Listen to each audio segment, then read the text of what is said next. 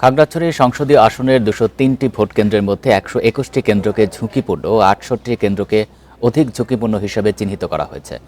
এমন পরিস্থিতিতে অবাধ, সুষ্ঠু ও নিরপেক্ষ নির্বাচনের পরিবেশ নিশ্চিত করতে দুর্গম কেন্দ্রগুলোতে ম্যাজিস্ট্রেসি ক্ষমতাসহ সেনাবাহিনী মোতায়েনের দাবি জানিয়েছেন বিএনপিসহ 4 সংসদ সদস্য প্রার্থী। খাগড়াছড়ি জেলা আইনজীবী সমিতির আয়োজনে এই সংবাদ সম্মেলনে লিখিত বক্তব্য পাঠ করেন জেলা বিএনপির সভাপতি ও ধানের শীষে প্রার্থী ওয়াদুদ ভূঁইয়া।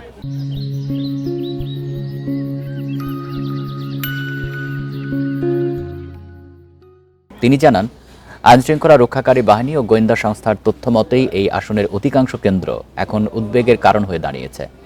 ওয়াদুদ ভূঁইয়া অভিযোগ করেন, কতিপয় সশস্ত্র সংগঠন নির্দিষ্ট প্রার্থীর পক্ষে ভোট আদায়ের লক্ষ্যে সাধারণ ভোটারদের হুমকি দিচ্ছে এবং কোনো কোনো এলাকায় প্রার্থীদের নির্বাচনী প্রচারে বাধা প্রদান করা হচ্ছে। সংবাদ সম্মেলনে গণ অধিকার পরিষদের প্রার্থী তিনময় রোয়াজা, ইনসানিয়াত বিপ্লবের নূর হোসেন এবং জাতীয় পার্টির প্রার্থী মিথিলা রোয়াজা উপস্থিত ছিলেন।